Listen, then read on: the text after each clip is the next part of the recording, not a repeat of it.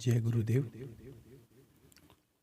अनंत कोटि ब्रह्मांड नायक सदगुरुदेव के चरणों में कोटि कोटि वंदन, कोटि कोटि प्रणाम। सभी को हर हर महादेव, शंभो शंकर, शंभो शंकर। जैसा कि आपने महादेव के बारे में सुना, भगवान भैरव जी के बारे में सुना, ये सब उन लोगों के लिए हैं जिनके इष्ट बना रखे हैं। कोई शिव की उपासना करता है, कोई विष्णु की करता है, कोई कृष्ण की करता है, राम की करिए। देखिए, प्रारब्ध में सभी एक ही हैं, लेकिन सबको विषय सबका अलग अलग है। अगर मैं कहूँगा आपको शिव की ही उपासना करनी है तो ये संभव नहीं है कि सभी देवता किसी न किसी के इष्ट हैं। कोई इंसान शक्ति की उपासना करता है, कोई विष्णु की करता है, कोई शिव की करता है। प्रारब्ध में एक होने से क्या होता है, इंसान की जो आकर्षण है वो जिसके प्रति ज़्यादा होता है वही इसका इष्ट बन जाता है, क्योंकि उसके मन मंदिर में वो छवि बैठ जाती है। उसकी जो छवि है ईश्वर की, वो उसके मस्तिष्क में घर कर लेती है और वही उसके मोक्ष का कारण भी बनता आगे। जैसा महादेव के बारे में आपने सुना, भैरव जी का वर्णन सुना, और बहुत आज एक बहुत बड़ी बात है कि जब हम भक्ति की बातें करते हैं तो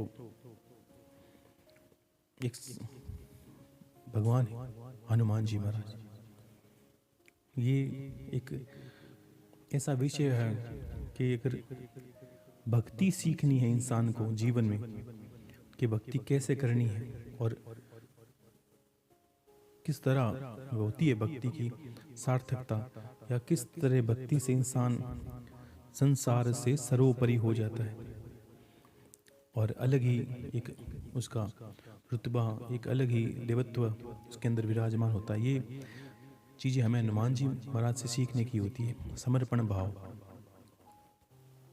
देवता बहुत है, लेकिन भगवान शंकर का स्वरूप होते हुए और भगवान राम के को अपना इष्ट माने और उनकी जीवन पर्यंत सेवा करनी और उनके आदेश से चिरंजीवी रहना और भक्तों का कल्याण करना, ये हनुमान जी महाराज महापराक्रमी, अतुलित बलधामा, ब्रह्मचारी, बाल ब्रह्मचारी, तो जिनका वर्णन मुख से संभव नहीं है इंसान के। अगर यही कहे कि पूरी धरती अगर कागज बना दी जाए और सभी पेड़ पौधों की लेखनी बना दी जाए और कहें कि हनुमान जी महाराज का वर्णन करना है और उनकी भक्ति का वर्णन करना है, तो संभव नहीं होगा। तो अब मुख से ये तो एक ईश्वर की कृपा है, तो हम कहने की कोशिश करते हैं, लेकिन सत्य में ये संभव नहीं है। किसी भक्त की पराकाष्ठा जो होती है, वहाँ से ऊपर जो भक्ति को ले जाने वाले हनुमान जी महाराज हैं, भगवान राम के, जिनके सीने में रोम रोम में भगवान श्री राम और राम सीता निवास करते हैं, उस पराक्रमी महाबली हनुमान जी की महाराज का वर्णन में आपको आज जैसे मेरी गुरुदेव ने ज्ञान दिया है, महादेव ने क्षमता दी है मेरी वाणी की, मैं आपको बता रहा हूँ। कुछ अछूते विषय वो भी आप जानेंगे, कुछ जानते हैं वो भी थोड़ा गहराई से जानने की कोशिश करें। कोई भी देवता की भक्ति इंसान को गति लगा सकती है। वो स्वरूप प्रारब्ध में एक ही है। अगर हनुमान जी की भक्ति करते हैं आप और दुर्गा जी की करते हैं, भगवान शंकर की करते हैं, विष्णु की करते हैं, कृष्ण की करते हैं, राम की करते हैं, किसी की भी करें, तो विषय पे आते हैं। जिनके इष्ट हनुमान जी महाराज हैं वो बड़ा ध्यान से सुने। ऐसे भी सब विषय सबको पता होना आवश्यक है। ऐसा नहीं कि सबको हर एक देवता की इसी तरह आप पूजा करेंगे तो आप सत्य को पा ही नहीं सकेंगे, सत्य को जान ही नहीं सकेंगे। ये तो अपने इष्ट के प्रति जो समर्पण है वो आपको रखना है। इंसान का जो इष्ट होता है वो उसके सारे कार्य कर देता है, उसके जीवन में सुख दुख, उसके जीवन की उन्नति सारा उस पर निर्भर करता है। तो ये अलग आपको सोचने का विषय नहीं है कि अगर आप भगवान की भक्ति करते हैं और ये विचार करें कि मेरे कार्य होंगे कि नहीं होंगे, तो आप समर्पित रहिए, सभी होंगे। तो हनुमान जी महाराज भगवान शंकर के रुद्र अवतार हैं, ठीक है। अब रुद्र अवतार हनुमान जी महाराज हैं। रुद्र का अर्थ है भगवान शंकर का जो रुद्र का रूप है वो है हनुमान जी का स्वरूप। अब एक हनुमान जी करते क्या हैं? भगवान शंकर का स्वरूप है, महाबली तो है ही और परम भक्त भी हैं। आपने कहीं छुपे छुपे शब्दों में सुना होगा कि भगवान शंकर के आराध्य राम है। विष्णु शिव एक ही हैं, लेकिन हम सुनते हैं, मानते हैं कि भगवान शंकर के आराध्य हैं वो राम है, राम नाम है। तो कौन से राम? वो राम जिन को हम मानते हैं, जानते हैं, लेकिन उससे पहले भी तो राम थे। भगवान परशुराम जी का नाम परशुराम बाद में पड़ा, पहले नाम राम ही था। वो भी विष्णु के अवतार थे भगवान राम से पहले। तो ये जो राम नाम है ये बहुत बहुत, मैंने एक पिछली अमृतवाणी में या महादेव की बात की तब एक बात कही थी कि 4 मंत्र परम कल्याणकारी हैं इंसान के जीवन में, अगर गुरु देता है आपको तो। एक गायत्री मंत्र, एक महामृत्युंजय मंत्र, एक ओम नमः शिवाय और एक राम। राम नाम इंसान का परम सत्य है और परम कल्याणकारी, छोटा सा नाम और गति लगाने वाला, और तारक मंत्र। ऋषि मुनि यहाँ तक कहते हैं इसके तारक मंत्र है। तो ये राम का नाम बहुत बड़ा नाम है, बहुत बड़ा मंत्र है ये अपना में, बहुत बड़ा। अगर इंसान सतत इसको करना शुरू करे, चाहे उसके इष्ट हनुमान जी है या राम जी है, राम जी है मान लीजिए, तो हनुमान जी के दर्शन तो होते ही हैं, लेकिन इस नाम के गुण के सारे उसको परम सिद्धियाँ मिलने लगती है, परम वो ज्ञानी होने लगता है, उसके दिव्य चक्षु खुलने लगते हैं, उसे भूत भविष्य का पता लगने लगता है इस राम के नाम के सहारे। तो ये तो परिणाम कल्याणकारी है। और अब बात करते हैं जो राम है। अब ये राम हनुमान भगवान शंकर ने पहली बार रामायण सुनाई थी माता सीता को, और राम के चरित्र का वर्णन किया था जब भगवान राम का जन्म ही नहीं हुआ था। लेकिन अब वो वर्णन क्या करती है? वेद जो वाल्मीकि जी उन्होंने रामायण पहले लिख दी थी, तो ये राम नाम प्रारब्ध से चल रहा है। लेकिन पीछे से जो राम नाम है, अगर आत्मज्ञान की बात करें बिना पुस्तकों के, तो ये समझिए कि भगवान शंकर के परम उपास्य हैं भगवान श्री राम, विष्णु का स्वरूप मान लीजिए। वो बाद में बने विष्णु के स्वरूप, तारक मंत्र राम नाम। अब जिस राम को वो मानते हैं, अगर वो पुरुष के रूप में, एक बार ये सोचिए कि वो ना राम स्त्री है ना पुरुष है, तो उस एक मंत्र को, जिसको कोई भी मंत्र होता है उसका इष्ट तो होता है, ये मंत्र का होता है, कोई देवता भी होता है। तो इस राम नाम का जो अगर स्वरूप होता, जब राम का भगवान राम का जन्म नहीं हुआ तब की बात बता रहा हूँ, और भगवान महादेव के आत्मिक ज्ञान किया, उनके अंतर की बात बता रहा हूँ कि जैसे कोई नाम है तो कोई पुरुष भी होगा, तो वैसे ही ये जो राम है, अगर ये पुरुष होता तो कैसा होता? और भगवान के शंकर के आराध्य राम शब्द है या राम नाम है, तो उनके मान लीजिए अंतर की बात यह है कि जैसे अगर राम नाम अगर वास्तव में पुरुष होता तो कैसे होता? यही प्रमाणित करने के लिए भगवान विष्णु ने अवतार लिया। कथाएं बहुत हैं, आपको ये पता चलेगा कि भगवान विष्णु को श्राप लगा, हनुमान जी ने किस तरह अवतार लिया, किस तरह, ये तो बातें हमने सुनी हैं, लेकिन ये आत्मिक ज्ञान की जो बात सुने वो सुने।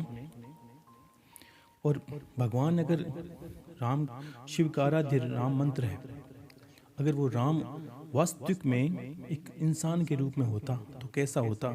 ये चरित्र को साबित करने के लिए भगवान शिव विष्णु ने अवतार लिया।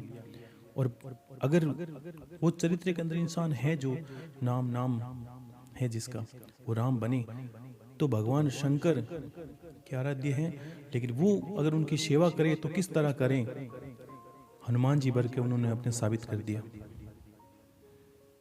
कि अपने इष्ट की आराध्य की वो सेवा किस तरह करते हैं, भक्ति किस तरह करते हैं।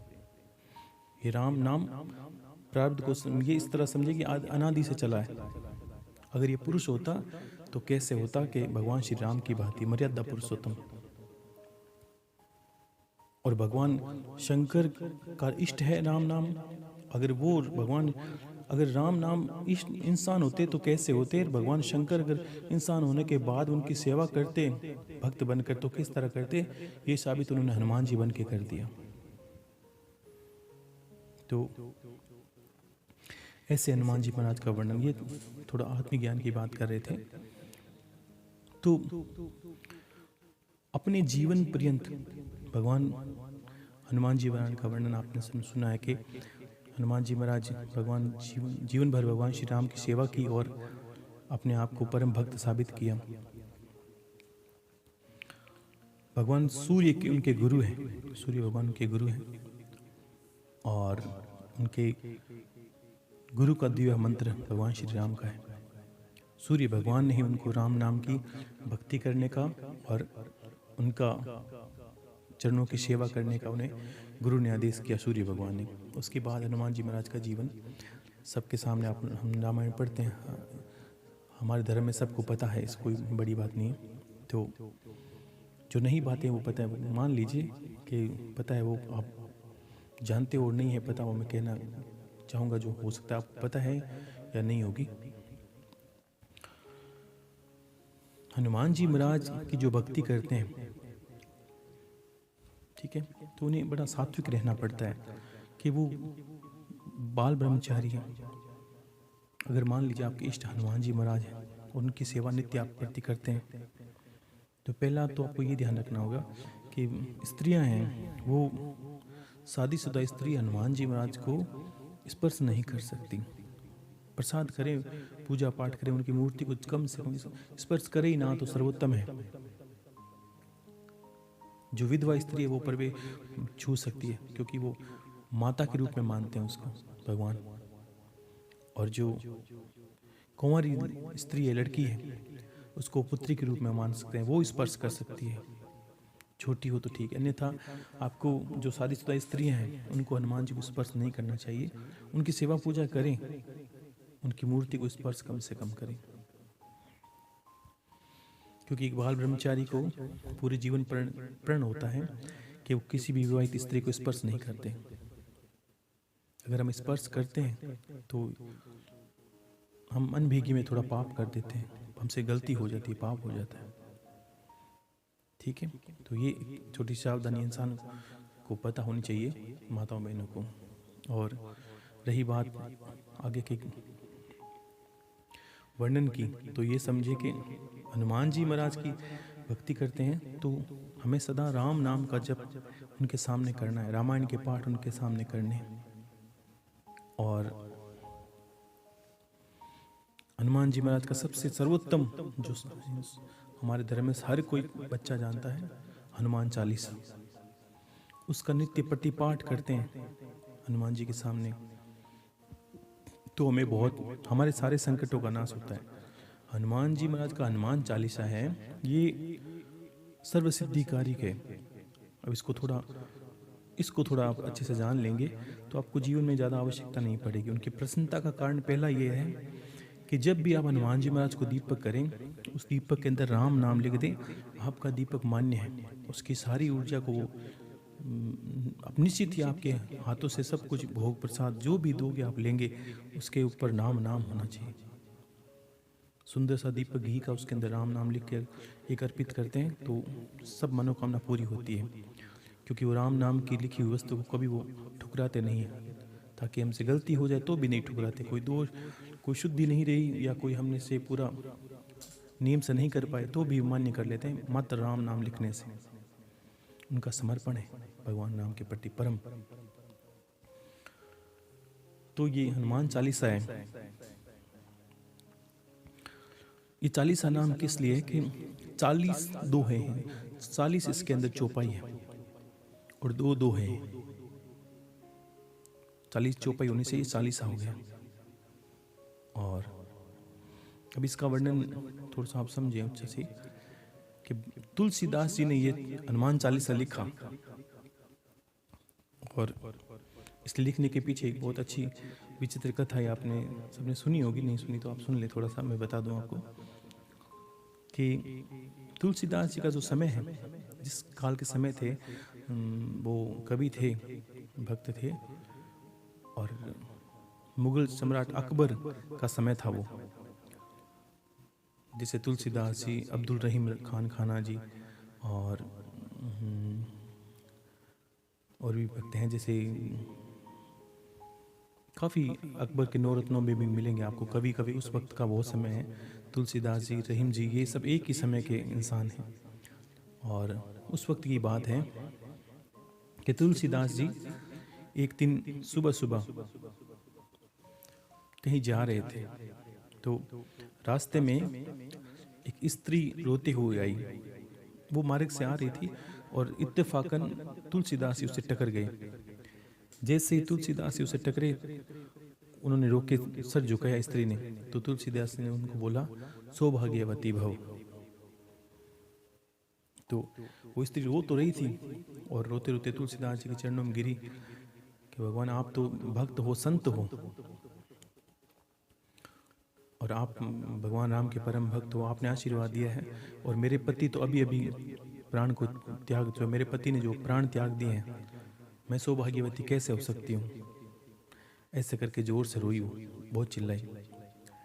तो तुलसीदास जी ने कहा, भाई मेरे मुंह से निकला है, और भगवान ने कोई मेरे मुंह से निकलवाया सौभाग्यवती भव है, तो निश्चित ही तुम्हारा पति जीवित होगा। मुझे मेरे इष्ट पर और मुझे भगवान श्री राम पर विश्वास है ये सब।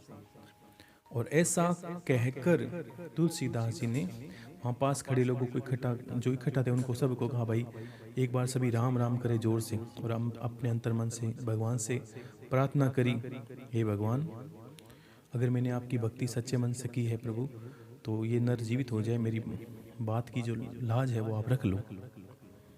और जैसे ही सभी इन लोगों ने जोर से राम राम राम उच्चारण करना शुरू किया वहाँ पर खड़े, और कुछ ही क्षणों में वो जो मृत्यु को प्राप्त इंसान था वो खड़ा हो गया। और वो स्त्री बहुत प्रसन्न हुई, उन्होंने तुलसीदास जी के पैर छुए। तुलसीदास जी ने कहा, भाई ये कोई मेरी महिमा नहीं है, मैं तो बस भगवान प्रभु श्री राम के चरणों का दास हूँ और भक्ति करता हूँ। बाकी जो चमत्कार है सब ईश्वर के हैं, और ये सत्यवाणी है। आज समझ लेना बात को, चमत्कार इंसान कभी नहीं दिखा सकता, ये तो उसकी भक्ति है, तो भगवान उसकी बात की लज्जा रखते हैं। मैंने एक बात कही महाभारत में, जब भगवान कृष्ण ने कहा कि मैं किसी तरह शस्त्र नहीं उठाऊंगा, तो भी भीष्म पिता ने कहा, भगवान मैं भी आपके भक्त हूँ, मैं आपसे शस्त्र उठवा के मानूंगा। और अंत में शस्त्र उठाना पड़ा भगवान श्री राम वो कृष्ण को। क्यों? कि भगवान अपने वचन को तो तोड़ देते हैं, भक्त के वचन को नहीं तोड़ते। इसीलिए संतों के आशीर्वाद भी लग जाते हैं और श्राप भी लग जाते हैं। लेकिन संत की परिभाषा आज थोड़ी विपरीत सी हो गई है। वही तुलसीदास जी ने लिखते थे, राम चौपाई में लिखा हुआ है कि जाके नख और जटा विशाला, सो तापस प्रसिद्ध कलिकाला। अभी जो संत ये विषय मैं बाद में कहूँगा, आप अभी पहले विषय पर आए, हमने तो विषय से भटक जाएंगे हम लोग। तो तुलसीदास जी जैसे ही वो पुरुष जीवित हुआ, सभी लोग जय जयकार करने लगे, और ये खबर शाम तक घूमते घूमते अकबर के दरबार में पहुंच गई कि तुलसीदास जी नाम के कोई संत हैं, उसने मरे हुए को जीवित कर दिया। अकबर ने कहा, भाई ऐसा कौन हो सकता है, कोई संत है, कोई भक्त है कि मरे हुए को जीवित कर दे, उसको बुलाओ मेरे दरबार में। और ऐसा करके तुलसीदास जी को हनुमान दरबार में बुलाया गया। अकबर के दरबार में बुला के अकबर ने सबके सामने उनको कहा, भाई आप तो बड़े पहुंचे हुए भगत हो भगवान राम के, तो आप मुझे कुछ चमत्कार दिखा के बताओ। तो तुलसीदास जी ने कहा, भाई मैं तो भगवान राम का भक्त हूँ, चमत्कार मेरे सामने, मेरे पास कुछ नहीं है। मैं तो विपत्ति आती है तो भगवान उनका नाम लेता हूँ, कार्य वही करते हैं, प्रभु है मेरे, मुझे उन्हीं पर विश्वास है। तो अकबर ने कहा नहीं, कुछ भी करके दिखाओ। तो नहीं दिखाया। उन्होंने कहा बस मेरा ये सत्य बात है कि संत कोई चमत्कार नहीं दिखाता, वो कोई मदारी थोड़ी है, वो कोई जादूगर थोड़ी है, वो कोई अपने कर्तव्य दिखाने वाला, खेल दिखाने वाला थोड़ी है जो कोई आए कहे कि चमत्कार दिखा दो, दिखा नहीं। हाँ, संत को ज्ञान से परखिए, उनकी वाणी को सुनिए, उनके शब्दों को समझिए, उनके चेहरे का तेज देखिए। ये भी जानना जरूरी है कि परख होनी चाहिए इंसान को, कपड़ों के पीछे नहीं भागे। जब तक सुनोगे नहीं तब तक पता नहीं चलेगा, भक्त का नहीं चलेगा ना संत का चलेगा। यहाँ तो क्या है कि मांगने से लेकर रास्ते भर में देखा है, लोग माला मोती बेचते हैं, वो भी वैसे ही कपड़े पहन के रहते हैं, तो लोगों की भ्रमितता बढ़ जाती है कि कैसे संत को सर निभाएं, कैसे को माने, ज्ञान को माने कि कपड़ों को माने, कोई जटाधारी को माने, कि किस तरह संत के चरणों में झुके। और इंसान की गलती ये हो जाती है कि वो फेरे में फंस जाता है, और जहाँ कपड़े देखे, जहाँ जटाएं देखी, जहाँ बड़े बड़े कुंडल देखे और अपना सिर झुका दिया, बाप जी सब लगा दिया, बाप जी बाप बड़े हैं। तो ये ऐसा नहीं करना, कोई दोष नहीं है, ज्ञान से परखिए, परखने के बाद ही सर झुकाइए। ये इंसान की बुद्धि की प्रमाण होता, दिखाना चाहिए। तो तुलसीदास जी ने कोई भी चमत्कार नहीं दिखाया वहाँ पर, और उनसे क्षमा मांग ली कि भाई राजा, मैं तो ऐसा चमत्कार नहीं करता। उस स्त्री की दीनहीनता थी, मेरे मुख से वाणी निकल गई और मैंने भगवान राम से अरदास करी, और भगवान ने अपना कर्तव्य उन्होंने किया, मेरे पास कोई कर्तव्य नहीं है। तो अकबर को लगा ये दिखा नहीं रहा है मुझे जानबूझकर और मेरा अपमान कर रहा है। ऐसा करके कहा कि भाई इसे जेल में बंद कर दो, और ये जब चमत्कार दिखाएगा तब इसको छोड़ेंगे। ठीक है, ऐसा हुआ तुलसीदास जी के साथ। और एक रात तुलसीदास जी जेल में बैठे बैठे उन्होंने भगवान राम से अरदास करी और याद किया हनुमान जी महाराज को। क्यों? कि जो भगवान राम के भक्त हैं उनके कार्य तो हनुमान जी महाराज जी करेंगे, आदेश तो भगवान राम का होगा, करेंगे हनुमान जी महाराज, क्योंकि हनुमान जी के होते हुए भगवान राम के भक्त का अहित हो नहीं सकता। तो तुलसीदास जी ने ये 40 का हनुमान 40 का पूरा लेखन उसी जेल में किया। ठीक है, और 40 दिन तक लेखन करते रहे। 40वें दिन तक अंत में क्या हुआ कि जो बंदर हैं, उनके बंदरों की बहुत बड़ी सेना ने अकबर के राज पर हमला कर दिया। कहाँ से आए, कैसे आए, किसी को नहीं पता। लाखों की संख्या में बंदर आए और पूरे महल में उधम मचानी शुरू करी और सब तोड़ फोड़ करनी शुरू कर दी। अकबर ये बात ज्ञानी तो था, क्योंकि अकबर सदा ही ऐसे लोगों से घिरा रहता जो ज्ञानी है, जो कोई कवि है, कोई गायक है, तो वो समझ गया ये ऐसी बात तो इसी कारण हो सकती है। तो ऐसा कर कर अकबर ने तुलसीदास जी को वहाँ से रिहा किया, क्षमा मांगी। और ये हनुमान 40 उसके बाद जनहित में जाहिर हुआ। हनुमान जी महाराज ने स्वतः तुलसीदास जी को वहाँ दर्शन दिए और उनका जो कार्य है किया, उनको जेल से मुक्त करवाया। तो ये हनुमान 40 वहाँ से वर्णन है। अब ये हनुमान 40 दोहों के अलावा जो चौपाई है, उस चौपाइयों में 10 चौपाई में हनुमान जी के स्वरूप का वर्णन है। उसके बाद 10 चौपाइयों 11 चौपाई वैसे वर्णन है कि भगवान राम के कैसे उन्होंने कार्य किए और भगवान ने कैसे आशीर्वाद दिया। और 11 से या 21 के बाद में अंत तक जो चौपाई है उनमें ये वर्णन आता है कि भक्तों पर वो कैसे कृपा करते हैं। तो ये चौपाई है। और हर चौपाई की खूबी बताऊं मैं आपको। किसी भी चौपाई को 40 दिन, ये आप आज गांठ बांध लें, आपने सुना है नहीं सुना, पढ़ा है कि नहीं पढ़ा, लेकिन मैंने कहा ये परम सिद्धि कारक है। आपको जैसे मान लीजिए आपको कोई रोग है, कोई व्याधि है, तो हनुमान 40 में अभी मैं एक चौपाई का वर्णन कर दूंगा। कोई भी चौपाई जिसमें आपका कार्य है, वो कार्य आपको दीपक बता दिया, हनुमान जी के सामने एक दीपक लगाना है राम नाम लिखकर वो दीपक 40 दिन तक आपको जलाना, एक दीपक जला के। वो चौपाई है, एक ही चौपाई, बार बार सारा पढ़ना नहीं है आपको। एक चौपाई का वर्णन उसका आपको 101 बार रोज पढ़ना है, क्योंकि चौपाई का क्या अर्थ है? जो ये पढ़े हनुमान चालीसा, लिखा ना, जो 7 बार पाठ करे कोई, 7 यानी 100 बार, अंत में ये बात आएगी, जो 7 बार पाठ करे कोई, ठीक है, छूट ही बंद महासुख होई। और तुलसीदास ने ये लाइन लिखी तब क्या हुआ?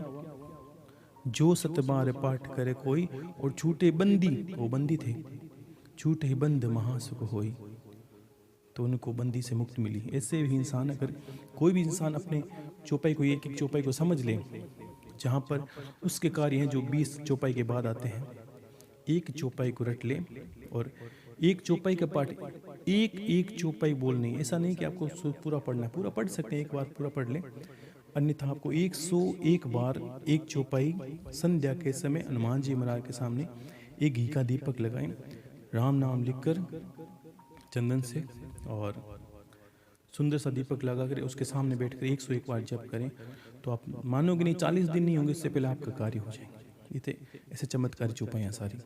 लोग क्या करते हैं, चालीसा में लिखते हैं जो ये पढ़े हनुमान चालीसा, और दुनिया क्या करती है, रट लेती है। तो आप कहोगे पढ़ने और रटने में क्या फ़र्क है गुरुदेव? फर्क है। रटना का अर्थ है कि आप भाव, आपको ये नहीं पता है कि इसका अर्थ क्या है, ये कहना क्या चाहती है, ये है रटना। और पढ़ने का अर्थ है जब आप हमेशा कोई ध्यान रखना, कोई भी चालीसा में आएगा या कोई ऐसी चौपाई आएगी, वहाँ पढ़ना लिखा होगा, रटना नहीं लिखा, ठीक है। तो पढ़ने का अर्थ है कि जब आप पढ़ते हो, जैसे कोई आपने एक चौपाई पढ़ी, मान लीजिए रामदूत अतुलित बलिधामा अंजनी पुत्र पवन सुत नाम, तो आपके मन में पढ़ते वक्त ये भाव चलता रहना चाहिए, हे पवन सुत अंजनी नंदन, मैं आप मैं आपके समान कोई बलवान नहीं है। ऐसे कर कर जब ये साथ साथ में पढ़ोगे तब ये भाव चलने चाहिए कि आप चौपाई के अंदर क्या कहना चाहते हो, ये पढ़ने का अर्थ है। और रटे तो बच्चे भी रट लेते हैं आजकल, तो रटने का समय ज़्यादा है तो हर कोई रटता रहता है, रटने से कुछ नहीं होगा। जब तक मंत्र में या चौपाई में, कोई श्लोक में, स्तुति में आपका भाव नहीं जाएगा, तब तक आपको उसकी सिद्धि या उसका कार्य नहीं होगा। आपका कारण बताऊं कि ओम नमः शिवाय मंत्र की बात की थी पिछली बार, तो ये मानिए कि अगर ओम नमः शिवाय आप टेप रिकॉर्डर में लगा दिए और भगवान नाम शंकर के पास रख दीजिए, करोड़ बार जब लगा दीजिए, 10 करोड़ बार लगा दीजिए, क्या भगवान शंकर प्रश्न होते हैं? नहीं होते। वो तो रट रहा है, पढ़ने वाला तो कोई इंसान ही होगा, उसमें भावनाएं नहीं है। जो पास में बैठ के पढ़ेगा उसको भावनाएं प्रकट होगी, और भावनाओं से ईश्वर की पूजा होती है। इसलिए मानसिक पूजा को सर्वोत्तम पूजा बोला है। जब तक मंत्रों में, चौपाई में भाव नहीं जाएंगे, हमारे कार्य नहीं होते, ठीक है। तो हनुमान चालीसा के आप, मैं एक दोहे को पढ़ रहा हूँ, आप थोड़ा समझ लें, और अपना जो बीच में कोई कार्य होगा मैं बताऊंगा, इस कार्य में निहित आप पढ़ सकते हैं, ठीक है। तो भगवान श्री राम को नमन करके एक पहला दोहा सुने आप, ये सबने सुना है, लेकिन श्री गुरु चरण सरोज रज निज मन मुकुर सुधारी, बरनऊ रघुवर विमल यशु जोदायक फल चारी। पहली, बुद्धिहीन तनु जानिके सुमिरो पवन कुमार, बल बुद्धि विद्या देहु मोहि, हरहु कलेश विकार। तो ये चौपाई कहती, देखो गुरु का वर्णन सब जगह आता है, लेकिन इतनी बड़ी चालीसा है, लेकिन कहती क्या है कि श्री गुरु महाराज के चरणों की धूलि अपने मन रूपी दर्पण को पवित्र करके श्री रघुवीर के निर्मल यश का वर्णन करता हूँ, जो चारों फल धर्म अर्थ काम मोक्ष के दाता है। बुद्धिहीन तनु जानिके सुमिरो पवन कुमार, हे पवन कुमार मैं आपको सुमिरन करता हूँ, आप तो जानते ही हैं कि मेरा शरीर और बुद्धि निर्बल है। मुझे शारीरिक बल, सद्बुद्धि एवं ज्ञान दीजिए और मेरे पापों और दोषों का नाश करें। ऐसा ये दोहे का अर्थ है। ठीक है, तो ये जो अर्थ सुनोगे आप अभी, ये भावनाओं में रखने, आइंदा आप कभी पढ़ो, ये भावनाओं में अर्थ रखिए। इसको पढ़ने, भगवान को अर्थ ना सामने पढ़ के अब पढ़ताने की आवश्यकता नहीं है। आप जो चौपाई पढ़ते हो तो साथ साथ में आपके भाव चलने चाहिए। अब चौपाई सुनने पहली 10 चौपाई हैं जो भगवान हनुमान जी के शरीर के रूप में शरीर का वर्णन करती है, कि आपको पता होना चाहिए। जय हनुमान ज्ञान गुण सागर, जय कपीश तिहु लोक उजागर। रामदूत अतुलित बल धामा, अंजनी पुत्र पवन सुत नामा। ये दो चौपाइयाँ हैं। हे हनुमान जी, आपकी जय हो, आपका ज्ञान और गुण अथाह है। हे कपीश्वर, आपकी जय हो, तीनों लोक, स्वर्ग लोक, भूलोक और पाताल लोक में आपकी कीर्ति है। रामदूत अतुलित बल धामा, अंजनी पुत्र पवन सुतनामा। हे पवन पुत्र अंजनी नंदन, आपके समान दूसरा बलवान दुनिया में कोई नहीं है। महावीर विक्रम बजरंगी, कुमति निवार सुमति के संगी। हे महाबली बजरंग बली, आप विशेष पराक्रम वाले हैं। आप खराब बुद्धि को दूर करके अच्छी बुद्धि वालों के साथी हैं और सहायक हैं। कंचन वरन विराज सुबेसा, कानन कुंडल कुंचित कैसा। आपके सुनहरे रंग, सुंदर वस्त्र, कानों में कुंडल और घुंघराले बालों से शोभित हैं। हाथ वज्र और ध्वजा बिराजे, कांधे मूंज जनेऊ साजे। आपके हाथ में वज्र है और ध्वजा है और आपके कंधे पर मूंज के जनेऊ की शोभा है। शंकर सुवन केसरी नंदन, तेज प्रताप महाजगबंदन। हे शंकर भगवान के अवतार हैं, आप शंकर भगवान के अवतार हैं। हे केसरी नंदन, आपके पराक्रम और महान यश की संसार भर में वंदना होती है। विद्यावान गुणी अति चातुर, राम काज करिवे को आतुर। आप प्रकांड विद्वान हैं, गुणवान हैं, अत्यंत कार्य कुशल होकर भी श्री राम काज करने के लिए आतुर रहते हैं। कि जहाँ भी भगवान राम का नाम आता है और भगवान राम की कोई भक्त पर विपत्ति आती है, आप तुरंत आतुर रहते हैं काम करने के लिए। प्रभु चरित्र सुनिवे को रसिया, राम लखन सीता मन बसिया। कि हे प्रभु, कितनी अच्छी बात है कि प्रभु चरित्र सुनिवे को रसिया और राम लखन सीता मन बसिया। आप श्री राम चरित्र सुनने में आनंद रस लेते हैं। यानी जब भी आपकी समक्ष कोई दीपक जला गया, कोई भी जब रामायण का या भगवान राम का गुणगान ही करता है, कोई चार चौपाई बोलता है भगवान राम की और सीता जी का नाम लेता है, आपको आनंद मिलता है। और राम सीता लखन आपके सदा हृदय में विराजमान है। सूक्ष्म रूप धरि सियहि दिखावा, विकट रूप धरि लंक जरावा। आपका अपना बहुत छोटा रूप धारण करके सीता जी को दिखवाया और भयंकर रूप करके लंका को जला दिया आपने। भीम रूप धरि असुर सहारे, रामचंद्र के काज संवारे। आपने विकराल रूप धारण करके राक्षसों को मारा और रामचंद्र जी के उद्देश्यों को सफल किया। ये 10 चौपाई है।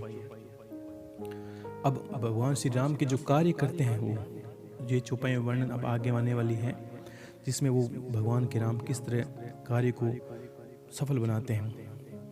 लाय संजीवन लखन जियाए, श्री रघुवीर हरषि उर लाए।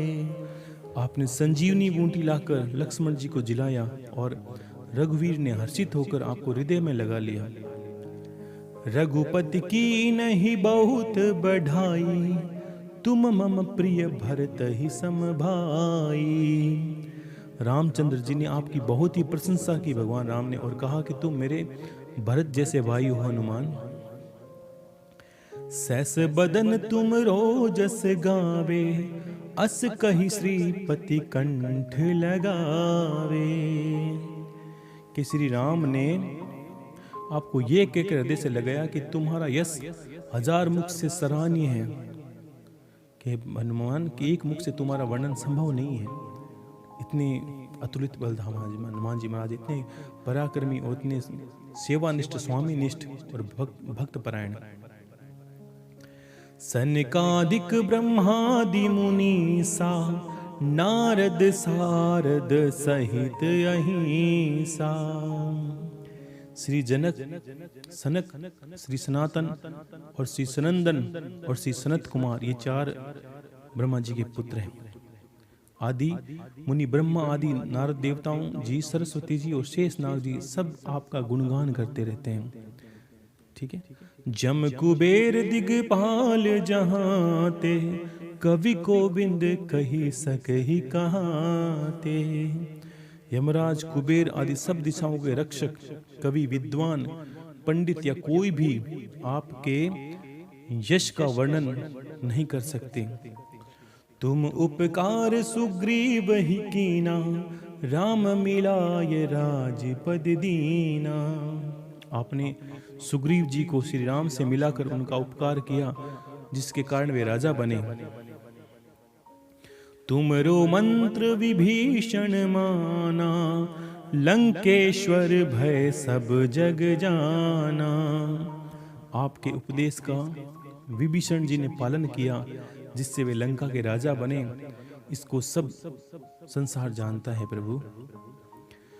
जुग सहस्त्र जोजन पर भानु, लील्योताहि मधुर फल जानू। जो सूर्य इतने योजन दूरी पर हैं, उस पर पहुंचने के लिए 1000 युग लग जाते हैं। जो 1000 योजन की दूरी पर स्थित सूर्य को आपने मीठा फल समझकर निगल लिया। अब इससे आपको प्रमाण मिल जाता है कि दुनिया कहती है कि हनुमान जी उनके मुख से बोलते हैं, उनके पास ये मिथ्या बातें हैं, ये उलझन है लोगों को उलझाने के लिए। जिस सूर्य तक आज तक कोई पहुंच नहीं सकता, क्योंकि उसकी गर्मी एक फिक्स दूरी पर, लिमिट दूरी पर इंसान को क्या किसी भी वस्तु को जला देती है, चाहे धातु भी क्यों ना हो। उसको उन्होंने एक छोटे बच्चे रूप में थे तभी उन्होंने पास में जाकर निगल लिया इतने बड़े सूर्य को। और जिसने सूर्य को निगल लिया, सूर्य पृथ्वी से 1000 गुना ज़्यादा बड़ा है। अब विचार करिए तो कितना बड़ा मुख खोला होगा उन्होंने। इससे उनके स्वरूप का वर्णन का पता चलता है। तो चीज़ों को छोटा समझकर हमारी बुद्धि जैसी होती है, हमने वैसे ही उनके धाम बना के उनका गुणगान करना शुरू कर दिया। चीज़ की विस्तारता को समझेंगे, वास्तविकता को, तब पता चलेगा कितना विराट कार्य है उनका। प्रभु मुद्रिका मेली मुख माही, जल्दी लागी गई अचरज नाही। आपने श्री राम जी की अंगूठी मुख में रखकर समुद्र को लांग लिया। इससे कोई आश्चर्य की बात नहीं है। कितनी विशाल समुद्र को उन्होंने एक छलांग में लांग लिया था। दुर्गम काज जगत के जेते, सुगम अनुग्रह तुम रेते ते। संसार में जितने भी कठिन से कठिन काम हो, वो आपकी कृपा से सहज ही हो जाते हैं।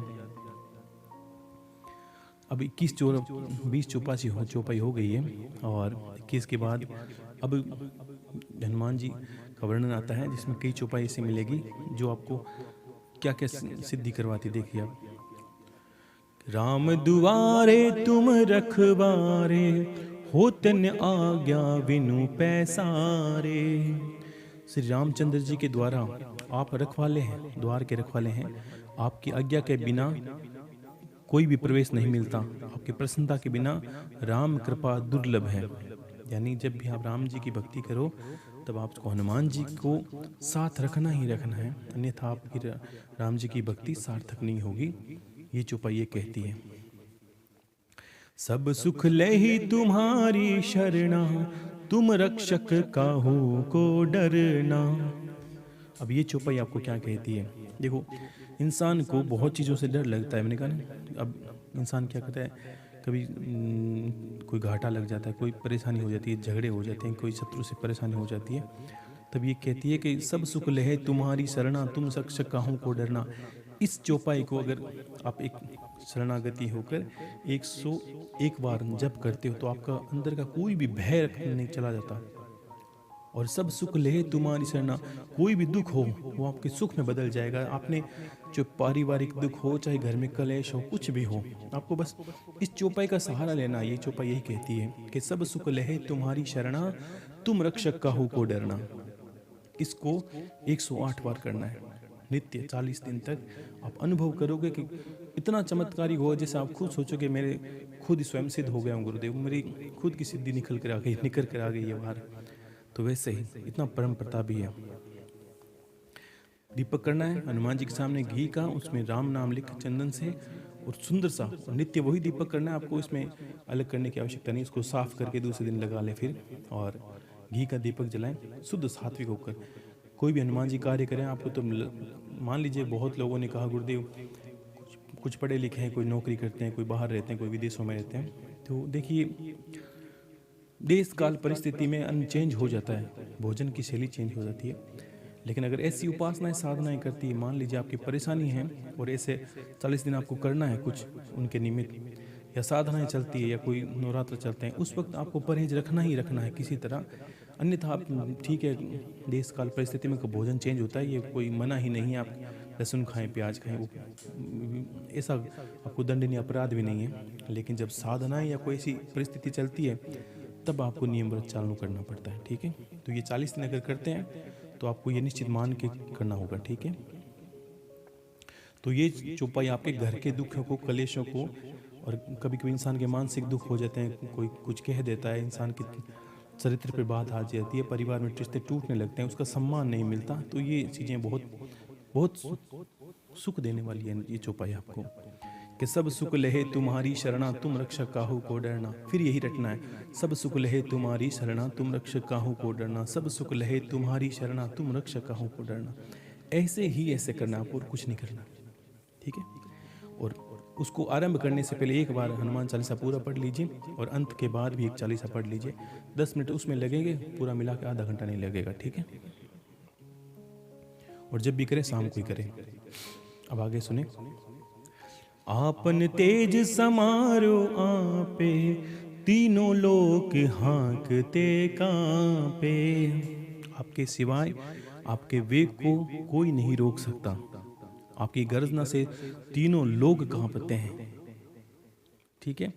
जब आपके एक इंसान के अंदर एक चीज देखिए, आप आजकल एक होती है लोगों के, डॉक्टर की भाषा में पता नहीं क्या कहते हैं, ये जिसको ये समझे डिप्रेशन या हृदय रोग, इस तरह की कोई, जिसमें इंसान को थोड़ा सा जोर से बोलता है तो उसको कोई सामने वाला, हर कोई इंसान एक जैसा नहीं होता। बहुत लोग होते हैं जिसपे कोई भी थोड़ा सा जोर से बोले उसकी धड़कन बढ़ जाती है, उसको घबराहट होने लगती है, वो कुछ अपनी बात खुल के कह नहीं सकता, प्रतिरोध नहीं कर सकता। उसके अंदर में एक सीने के अंदर, हृदय के अंदर एक डर बैठ जाता है। उस डर को निकालेगी ये चौपाई आपकी, जिसको आप हृदय घात बोलते हैं, कि आपका हृदय कमजोर है, आप सहन नहीं कर सकते, आपको कोई कुछ कहे तो आपका जी में घबराहट पैदा हो जाती है। तो आपको इसका सहारा लेना है हनुमान जी का, महाराज का नाम लेकर, और यही कहना है, आपन तेज समारो आपे, तीनों लोक हाँकते कांपे। कि हे भगवान, और बोलते वक्त इसका अर्थ भी आपको मन में, अंतर में मनन होना, कि हे प्रभु, आपके जिस हृदय में वास करते हो और आपका तेज की वजह से आपके वेग को, आपकी वाणी को कोई नहीं रोक सकता। जहाँ पर आपकी गर्जना होती है वैसी हुंकार मेरे हृदय में भर दो, ताकि मैं प्रतिरोध कर सकूं, प्रतिरोध की भावना पैदा हो सके, और मेरे हृदय से अंदर डर निकल जाए। और गर्जना, ये गर्जन शब्द आते ही आपके अंदर खुद की वाणी में ही सामने वाले को दबाने की क्षमता आ जाएगी। आगे कहते हैं, भूत पिशाच निकट नहीं आवे, महावीर जब नाम सुनावे। ये तो कहने की आवश्यकता नहीं है आपको, कि लोग भागते हैं कि भूत पली पिशाच, ये पता नहीं क्या क्या तरह की चीज़ें, अब इनसे पीछा छुड़ाना है। तो यही जिनके घर में कुछ कहते हैं कि डर लगता है गुरुदेव, ऐसी नकारात्मक चीज़ें दिखती है रात को सपने में, तो बस इस चौपाई को पकड़ लीजिए। आप कुछ नहीं करना, यही विधि करनी है, सिर्फ इसको 108 बार पढ़ना है। और जोर जो चौपाई आपको जोर से ही पढ़नी है, ठीक है। भूत पिशाच निकट नहीं आवे, महावीर जब नाम सुनावे। हे महावीर हनुमान जी का नाम सुनाया जाता है, जहाँ पर हनुमान जी का नाम होता है वहाँ पर भूत पिशाच पास में नहीं आते, फटके नहीं। अगर उसकी वाणी सुन जाए तो भी उनका प्राण निकल जाता है, वो भाग जाते हैं। आगे कहते हैं, ना सहे रोग हरे सब पीरा, जपत निरंतर हनुमत वीरा। ये भी आप समझ गए का अर्थ अब, कि ना से रोग हरे सब पीरा, जिनको शारीरिक व्याधियां हैं, बहुत परेशानी है। बहुत पहले एक बात आई जिसमें मैंने हनुमान बाहु का वर्णन भी किया, तो कुछ उसको पढ़ नहीं सकते, हनुमान बाहु बड़ा है और ये होता है कि श्लोक पढ़े नहीं जाते, तो फिर इसका सहारा लें आप। ये भी इतना चमत्कारी, उससे भी प्रभावशाली ज़्यादा मिलेगा आपको, कि ना से रोग हरे सब पीरा और जपत निरंतर हनुमत बीरा। ठीक है, इस चौपाई का निरंतर रटना आपको 40 दिन तक, अनुष्ठान की बात है। आगे कहते हैं, संकट ते हनुमान छुड़ावे, मन क्रम बचन ध्यान जो लावे। अगर आपके ऊपर कोई संकट है, कोई परेशानी है, किसी विपत्ति ने आपको घेर लिया है, आपको लगता है कि ये मेरे गुरुदेव मेरे ऊपर संकट है, चाहे वो धर्म संकट है, चाहे और कोई संकट है, या कोई इंसान के जीवन में परेशानी आती रहती है, तो वैसी इस परिस्थिति में तो यही कहना है कि हे प्रभु, संकट ते हनुमान छुड़ावे और मन कर्म वचन तो ध्यान से लावे। हे हनुमान जी, विचार करने में, कि हनुमान जी का नाम का विचार करने से, कर्म करने से और बोलने से जिनका ध्यान आप में रहता है, उसको सब संकटों को आप छुड़ा देते हैं। यानी जो इस चौपाई को पढ़ता है और मन में मनन करता है कि हे प्रभु मेरे ये संकट है, तो ये आप उसको निश्चित ही छुड़ा लेते हैं। ये चौपाई उसको ये बात कहती है। आगे कहते हैं, सब पर राम तपस्वी राजा, तिनके काज सकल तुम साजा। तपस्वी राजा श्री रामचंद्र जी सर्वश्रेष्ठ हैं, उनके सब कार्यों को आप सहज ही कर लेते हैं प्रभु। और मनोरथ सो कोई लावे, सो ही अमित जीवन फल पावे। कि जिस पर आपकी कृपा हो वह कोई भी अभिलाषा करें उसका फल मिलता ही है, जिसको जीवन में कोई सीमा नहीं होती। अब ये चौपाई जिसको प्रगति चाहिए, कभी कभी क्या होता है, कोई किस क्षेत्र में, नौकरी क्षेत्र में भागता है, कोई नेता बनना चाहता है, कोई पुलिस बनना चाहता है, कोई डॉक्टर बनना चाहता है, तो ये मनोरथ यानी हमारी कामना है, और आपकी कामनाओं को ये चौपाई पूरा करती है। आपको बस इतना ही कहना है कि और मनोरथ सो कोई लावे, सो ही अमित जीवन फल पावे। अब इससे पहले की जो चौपाई इसके साथ में आपको मिलानी है, ध्यान रखना। कौन सी? आपको संकट ते हनुमान छुड़ा वहां तक पता है, उसके बाद सब पर राम तपस्वी राजा, तिनके काज सकल तुम साजा, और मनोरथ सो कोई लावे, सोई अमित जीवन फल पावे। ये दोनों मिलानी है, सब पर राम तपस्वी राजा, तिनके काज सकल तुम साजा, और मनोरथ सो कोई लावे, और सो ही अमित जीवन फल पावे। 27 और 28 ये दोनों चौपाई आपको मिला के 40 बार पढ़नी है। ठीक है, आगे कहते हैं, चारों युग परताप तुम्हारा, है प्रसिद्ध जगत उजियारा। के चारों युग में, सतयुग, त्रेता, द्वापर और कलयुग में आपका यश फैला हुआ है, जगत में आपकी कीर्ति है और सर्वत्र प्रकाशमान है। साधु संत के तुम रखवारे, असुर निकंदन राम दुलारे। हे श्री राम के दुलारे, आप सज्जनों की रक्षा करते हैं और दुष्टों का नाश करते हैं प्रभु। तो ये दोनों चौपाई अगर इसमें मिलाए 29 और 30, तो आपकी कोई शत्रु बाधा है, आपको लगता है कि कोई आप पर आत्मघात लगाए बैठा है, तो बस आपको चारों युग प्रताप तुम्हारा, है प्रसिद्ध जगत उजियारा, और साधु संत के तुम रखवारे, असुर निकंदन राम दुलारे। यानी आप भक्त हो, भगवान की भक्ति करते हो, या आपको कोई शत्रु ने घेर लिया है, तो ये चौपाई आपको 29 और 30 मिलाकर आपको पढ़ना है। और इसका मनन करते जाना है और ये भावना जो बताई अर्थ है इसको याद करता जाना है ताकि आपको हर चीज़ की प्राप्ति हो सके। ये है। अब आगे सुने कि 30 चौपाई जो है, अष्ट सिद्धि नव निधि के दाता, असबर दीन जान की माता। अभी कहते हैं कि अष्ट सिद्धि नव निधि के दाता, अनिमा महिमा गरिमा लगिमा प्राप्ति प्रकाय और ईश्वरत्व वशिष्ठ, ये अष्ट सिद्धि है। और नव निधि होती है पद्म निधि, महापद्म निधि, नील, मुकुंद, नंद, मकर, कच्छप, शंख निधि और खर्व। तो ये नवनिधि है, अष्ट सिद्धि नवनिधि के। अब इसमें देखा आपने लिखा है अष्ट सिद्धि और नवनिधि के दाता यानी देने वाले। ये नहीं कि आप धारक हो या आप उसके ग्रहण करता हो, नहीं, आप दाता हो। अष्ट सिद्धि और नवनिधि के दाता और असबर दीन जान की माता। हे माता श्री जानकी से ऐसा वरदान दिया मिला हुआ है जिससे आप किसी को भी आठों सिद्धियां और नवनिधियां दे सकते हैं। इस चौपाई का इतनी अच्छी, जिनको सिद्धियों के लिए लोग प्रमाण करते हैं, मांगते हैं भगवान से कुछ, तो इनमें से आप कोई भी सिद्धि मांग सकते हैं। कोई एक सिद्धि के लिए आप संकल्पबद्ध हो कि मुझे ये भगवान ये सिद्धि चाहिए, तो इसका आपको थोड़ा लंबा करना पड़ेगा क्योंकि सिद्धि थोड़ी समय लगता है, तो भी आपको अनुभव बहुत जल्दी होने लगेंगे। आपको बस इस चौपाई को 40 दिन तक करना है, फिर 40 दिन तक करना है। आपको पहली बार में अनुभव होने लगेगा, लेकिन आपको ये अर्थ इसको बार बार याद रखना है क्योंकि अर्थ में बड़ा महत्व है। माता सीता जी ने इनको वरदान दिया था कि हे हनुमान जी, जिसको जो भी मैं आपको वरदान देती हूँ कि जो भी आपका मनन करे, चिंतन करे, आपको सिद्ध करे, या जो भी आपकी सिद्धियाँ करते हैं या आपकी जो उपासना आराधना करते हैं उसको आप अष्ट सिद्धि नवनिधि दे सकते हैं। एक तो होता है खुद लेने वाला, आगे दे। ये जरूरी नहीं कि आपके पास भगवान ने कोई शक्ति दी आगे दे, लेकिन हनुमान जी महाराज को माता सीता का वरदान है।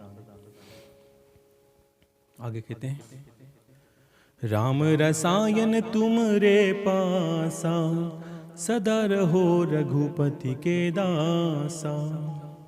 अब फिर वर्णन आएगा भगवान का कि आप निरंतर ही श्री रघुनाथ जी की शरण में रहते हैं, जिसके आपसे बुढ़ापा, असाध्य रोग और जो बीमारियां होती हैं उनकी औषधि, राम नाम की औषधि आपके पास है कि राम रसायन तुमरे पासा, सदा रहो रघुपति के दासा। तुमरे भजन राम को पावे, जन्म जन्म के दुख बिसरावे। तुमरे भजन राम जी को भावे, जन्म जन्म के दुख बिसरावे।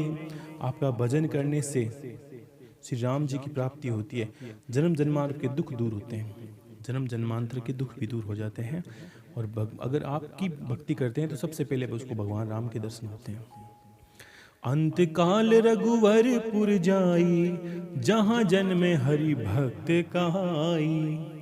अंत समय श्री रघुनाथ जी के धाम को जाते हैं जो आपको भजते हैं, और फिर जन्म लेंगे तो भक्ति ही करेंगे और राम भक्ति कहलाएंगे। और देवता चित नहीं धरई, हनुमत से सर्व सुख करई। हे हनुमान जी, आपकी सेवा करने से सभी प्रकार के सुख मिलते हैं, अन्य किसी देवता की आवश्यकता पड़ती ही नहीं है। क्योंकि इस इंसान को कोई भी तरह का सुख चाहिए तो मात्र हनुमान चालीसा या हनुमान जी की भक्ति और राम जी की भक्ति इंसान को दिला देती है। अन्य देवता की आवश्यकता आपको किसी को नहीं पड़ती। अब कहते हैं, संकट कटे मिटे सब पीरा, जो सुमिरे हनुमत बलबीरा। ये भी संकट नाशक स्तुति है, इसका भी आप पाठ कर सकते हैं कि हे वीर हनुमान जी, जो आपका सुमिरन करता है, याद करता है, मनन करता है, उसके सब संकट कट जाते हैं और सब पीड़ा भी मिट जाती है। जय जय जय हनुमान गोसाई, कृपा करो गुरुदेव की नाई। हे स्वामी हनुमान जी, आपकी जय हो, जय हो, जय हो। आप मुझ पर कृपालु श्री गुरु के समान कृपा कीजिए। तो कोई भी अगर चौपाई हो तो एक ये सूत्र है, ये चौपाई आपको बड़ा ध्यान से सुनना है कि ये चौपाई एक सूत्र है। अगर कोई चौपाई जैसे संकट कटे मिटे हर, तो जो भी स्तुति करते हैं उसके पीछे अगर ये लिखा दें कि जय जय जय हनुमान गोसाई, कृपा करो गुरुदेव की नाई, तो वो काम बहुत स्पीड से होने लगता है। समझिए, नहीं समझिए, आप ये समझिए कि जैसे मान लीजिए आपने ये लगा दिया कोई भूत पिशाच निकट नहीं आओ, महावीर जब नाम सुनावे, उसके बाद तुरंत ये बोल दीजिए पीछे, जय जय जय हनुमान गोसाई और कृपा करो गुरुदेव की नाई। हे हनुमान जी, ये काम जल्दी से जल्दी कीजिए और गुरु के समान हम पर कृपा कीजिए। जैसे गुरुदेव दयालु होते हैं वैसे आप गुरु रूप में बनकर मेरा ये काम जल्दी से कर दीजिए। तो ये चौपाई लगाने से परम सूत्र हो जाता है, जो आपका सूत्र है वो परम सूत्र बन जाता है। आगे लिखते हैं कि अब कितनी बड़ी बात हो गई है। अब तुलसीदास इतनी चौपाई लिखने के बाद जय जय जय हनुमान गोसाई कृपा करो गुरुदेव की नाई, अब तुलसीदास अंत में क्या लिखते हैं, जो 7 बार पाठ करे कोई, 7 यानी 100 बार पाठ करे कोई, और छूटे बंदी, तुलसीदास जी खुद बंदी थे जेल के अंदर, और छूटे ही बंद महासुख होई। ठीक है, तो ये भी चौपाइयाँ परम सिद्धिकारक है। कितनी ये जो भाव आप जब पकड़ लोगे तो आपकी हनुमान चालीसा सिद्ध होने लगेगी, ये सिद्ध होती है। जो 7 बार पाठ करे कोई, छूट ही बंदी महासुख होई। जो हनुमान चालीसा का 100 बार पाठ करेगा वह सब बंधनों से छूट ही जाएगा और उससे परमानंद भी मिलेगा। कि जो ये पढ़े हनुमान चालीसा, हो ये सिद्धि साखी गौरीशा। अभी क्या कहती है कि जो पढ़े हनुमान चालीसा, ये नहीं कहा कि जो रटे हनुमान चालीसा। पढ़ने का तरीका ये है जो आप अभी पढ़ा है, जो ये पढ़े हनुमान चालीसा, हो सिद्धि साखी गौरीशा। हे शंकर भगवान, हनुमान चालीसा लिखवाया है, ये शंकर भगवान ने खुद शंकर हनुमान चालीसा लिखवाया है तुलसीदास जी को आत्मज्ञान देकर। इसलिए वे साक्षी हैं कि जो इसे भी निश्चय ही सब पढ़ेगा और इसको चिंतन में लाएगा उसके कार्य निश्चित ही होंगे। साक्षी यानी गारंटर, आपकी शंकर भगवान की गारंटी है, आपका काम होगा, ये बात ही है। तुलसीदास सदा हरि चेरा, कीजे नाथ हृदय में डेरा। कहते हैं कि तुलसीदास हृदय छदारी चेरा, कीजे नाथ हृदय में डेरा। हे हनुमान जी, तुलसीदास जी सदा ही राम के दास हैं, इसलिए आप उनके हृदय में निवास करें। और इस तरह ये हनुमान चालीसा पूरा होता है।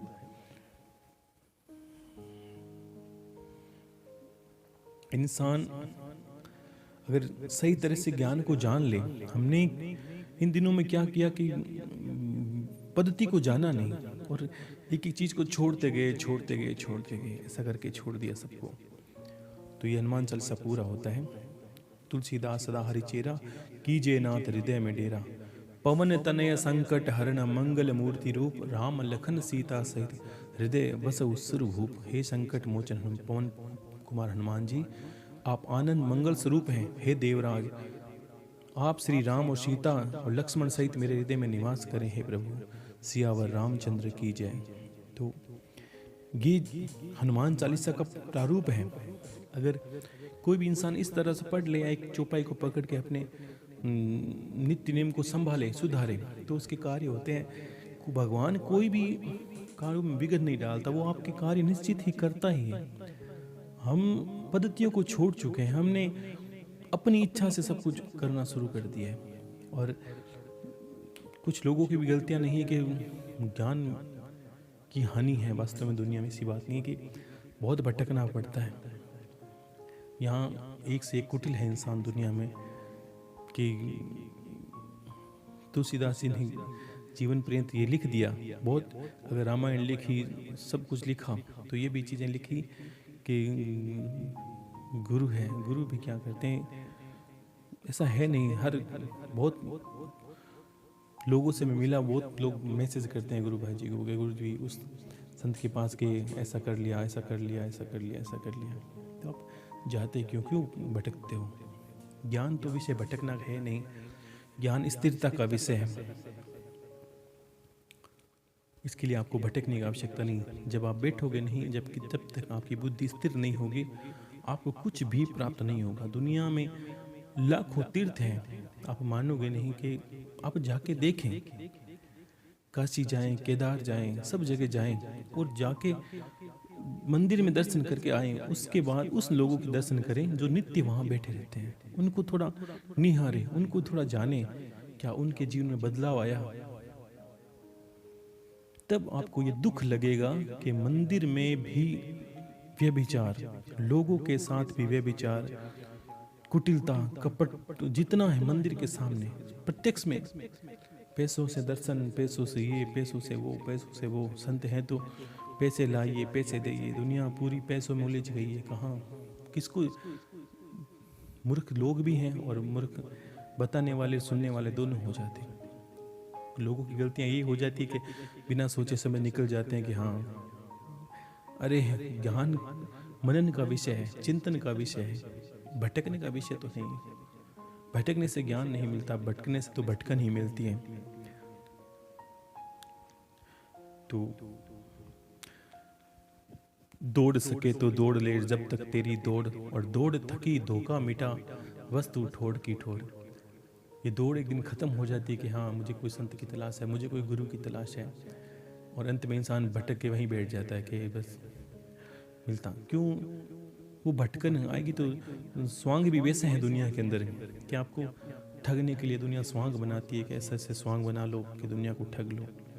कि कुछ लोगों ने बहुत अच्छी बातें कही, हम हंस रहे थे एक दिन कि धर्म का धंधा कभी नहीं मंदा। सही है, एक इंसान आप देखिए थोड़े दिनों में एक संत बनता है या भगत बनता है और कुछ लोगों को कुछ देना शुरू करता है, थोड़े दिन के बाद उसके अंदर करोड़ों रुपए का मैल खड़ा हो जाता है, लाखों करोड़ों की संपत्ति हो जाती है। ये क्या है?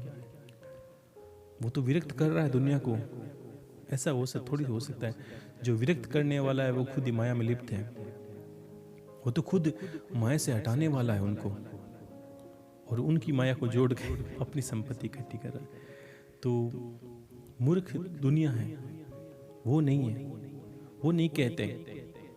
आप जाते हो कहीं, कोई मिलता नहीं है, सत्य बताऊं, बहुत आप दिन में 10 बार मिले लोगों से, आपने जो सुना है ज्ञान को मनन करे, जो आपकी ज़रूरत है वो उसको जीवन में उतारें, और इतना उतारे कि आपको कोई जीवन में दूसरा जीवन मिले तो उलझा नहीं पाए आपको ज्ञान के विषय में।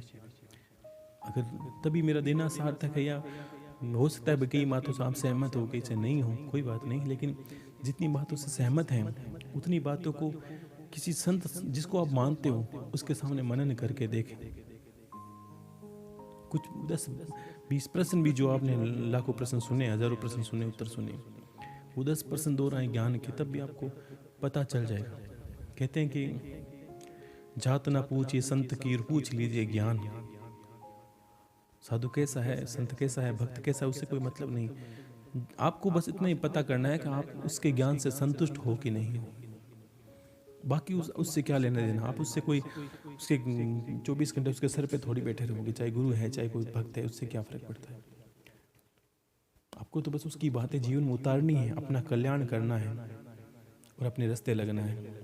यहाँ गुरुओं की भीड़ में सबसे बड़ी विडम्बना क्या हो जाती है कि वो बात बीच बीच में आ जाती है कि वहीं ठहरा देते हैं। गुरु का कार्य उसको आगे भेजने का है। अगर गुरु वहीं बिठा ले कि मेरे चरणों में बैठ जा, तो गुरु नहीं है, वो गुरु गलत है कि मेरी सेवा कर, मेरे पैरों में दबाता रहा। कुछ नहीं, ऐसा नहीं। गुरु पथ प्रदर्शक है, ईश्वर सर्वोपरि, ईश्वर अलग है। ईश्वर की प्राप्ति हेतु गुरु को बनाया गया है।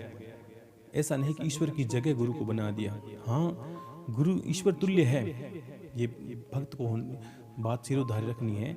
गुरु के, ईश्वर की जगह स्थान है उसका, गुरु का, लेकिन फिर भी यही गुरु को याद रखना होता है। शिष्य तो गुरु को परमेश्वर मानता ही है, लेकिन गुरु को ये याद रखना होता है, मनन करना होता है कि नहीं, ये मुझसे जुड़े हैं, मुझे इनको आगे ले जाना है। और वही बैठ जाए और उनको बिठा ले तो कहीं नहीं जाना। ये तय है कि मंजिल दूर है, जाना सभी को है।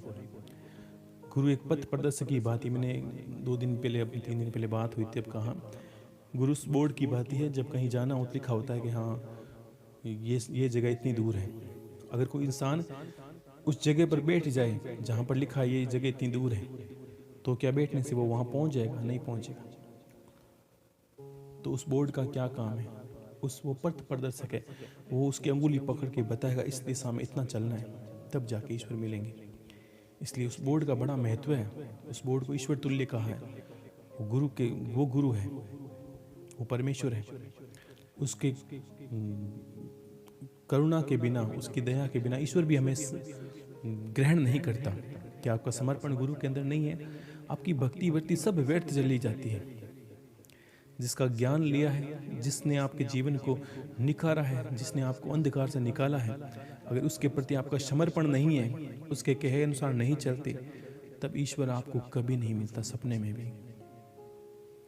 हाँ, बस आपकी ज्ञान की प्यास बहुत बड़ी है कि गुरु आपको देने में असमर्थ है, तब आप आगे जाएं, इसमें कोई दोष नहीं है। अगर आप मैं थोड़ी कहता हूँ कि आप मेरी बातों से संतुष्टि हो, सहमति हो, यही सर टिका दे, ऐसा कुछ नहीं।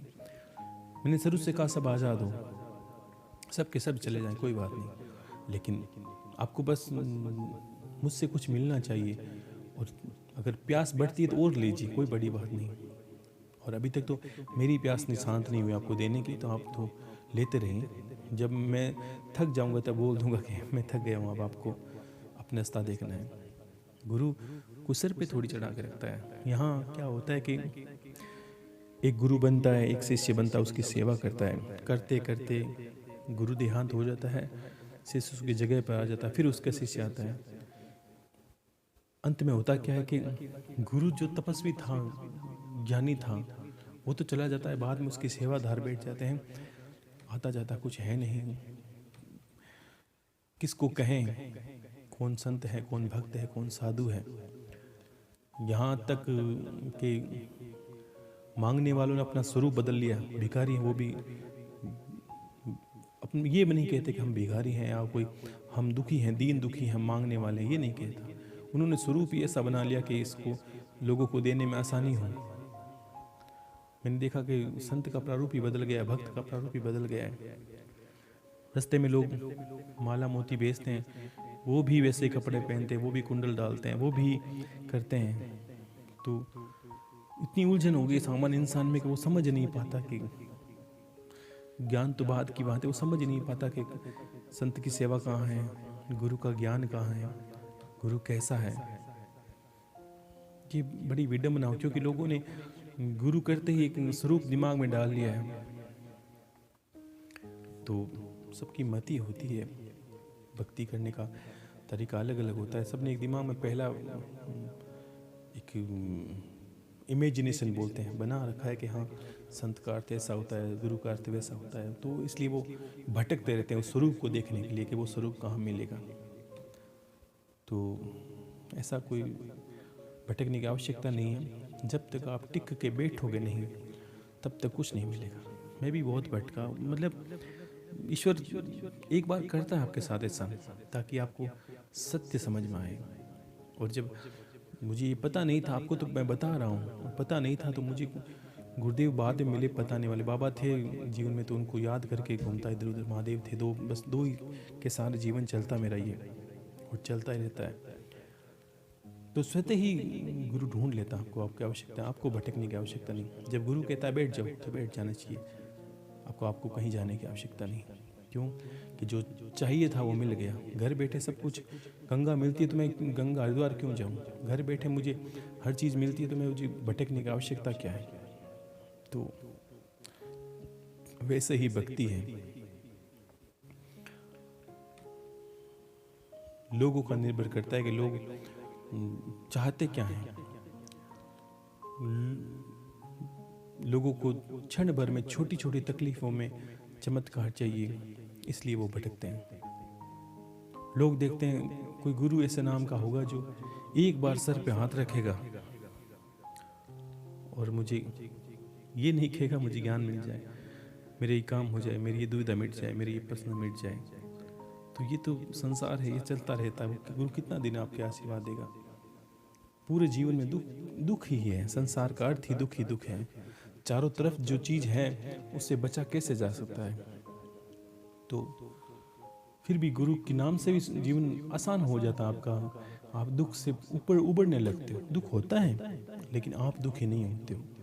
सुख होता है लेकिन आप सुखी होते नहीं हो। आप इतना सुख अनुभव नहीं करते कि हाँ इस सुख से हम बस अब जीत लिए, जिंदगी को जो जंग है उसको जीत लिया। नहीं, दुख होता है तो आप समझते हो कि हाँ कोई बात नहीं, ये भी बीत जाएगा।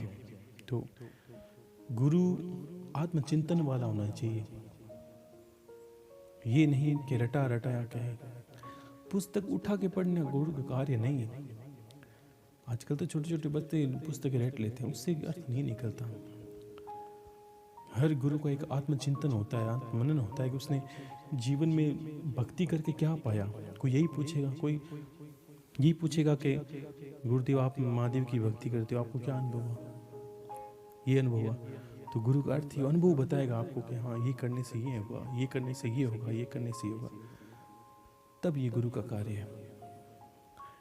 उस किताब में देखो इतना नंबर पेज में ये लिखी चीज़ लिखी है, तो ऐसे गुरु देखे मैंने उसको पढ़ो, उसमें क्या लिखा, उसमें पढ़ो ये क्या लिखा है। तो जिसने लिखा उसने अपने आप में चिंतन को लिखा है, आपके पढ़ने के लिए नहीं लिखा गया। आगे रास्ता आपको तय करना है, उसने अपना बताया, आप अपना तय करेंगे। ठीक है, काफ़ी समय हो गया, तो आप समझ गए होंगे जितना मैं समझाना चाहता हूँ।